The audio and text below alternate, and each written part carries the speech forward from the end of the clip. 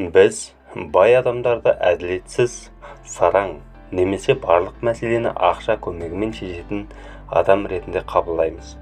Тіпті көптеген әдеби шығармалар мен ертегілердің кейіпкері болған байдың болмысы сол күйінде қалған. Бірақ бай адам мен кедейдің арасында біз білмейтін қандай айырмашылықтар бар. Баяғыда қалада 3 қабатты зәулім үйде тұратын шіріген байлардың бірі ұлын ауылдағы жағдайы нашарлау туысқанның үйінде 1-2 апта болып қайтыпты. Өзінше кедейдің өмірін көрсетпекші болыпты. Үйіне қайтып келгесін әкесі ұлынан сұрапты. Шағын саяхат қалай, ұнады ма? Иә, әрине. Кедейлердің қалай тұратынын көрдің бе? Әлбетте. Ал енді шағын саяхаттан не түйдің, не байқадың? Байқағаным, біздің үйде бір ғана ит, ал оларда 4. Біздің қауызымыз баққа дейін ғана, ал олардың өзен көлдерінің шет қиыры жоқ. Біздің аулада түнде мұхит асып келген шамдар жанып тұрады, ал олардың бақтарында жұлдыздар жарқырайды. Біздің аулада серуендеуге болатын жер шектеулі, қақпадан шығуға болмайды. Оларда көз жетпес жазық дала бар.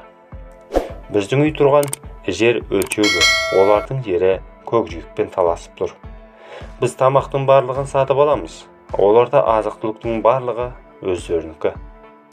Біздің үйде үлкен тас қоршап тұр, ал оларды жан-жағынан достары қоршап жүреді. Әке, біз расымен де кедей екенбіз ғой депті. Иә, негізінде байлық пен кедейлікті рухани тұрғыда осылай түсінуге болады. Бірақ өмірде қаржылық тәуелсіздікке жету үшін, қаржылай бай болу үшін біз міндетті түрде мына көзқарастарды ескергеніміз абзал. Бай адамдар өзінің уақытын, ал кедейлер өз ақшасын үнемдейді. Кедей адамдар тапқан табысын түгел құртады, ал байлар кірісінің бір бөлігін пайда әкелетін жұмысқа жұмсайды. Кедейлер ақшасының құнын білмейді, өзгеге әркез қарызға береді. Байлар ондай әрекет жасай бермейді.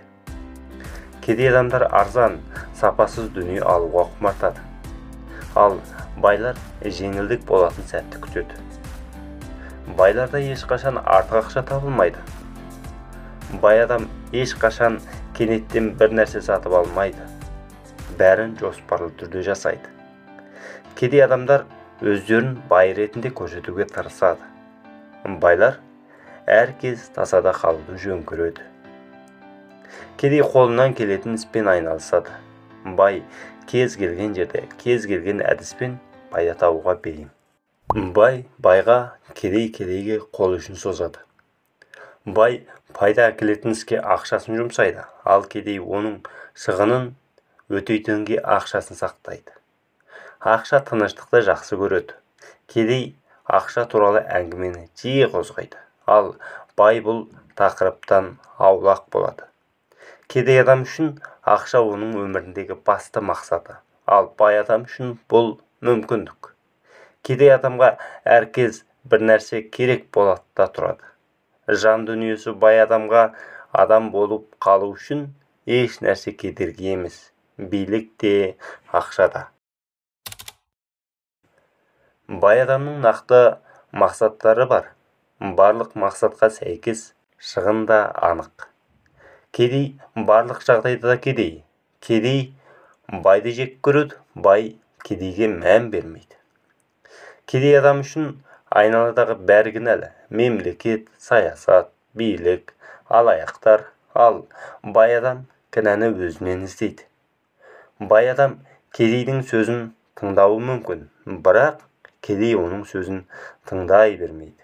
Әр жарлының бойында бай адам тығылып отыр.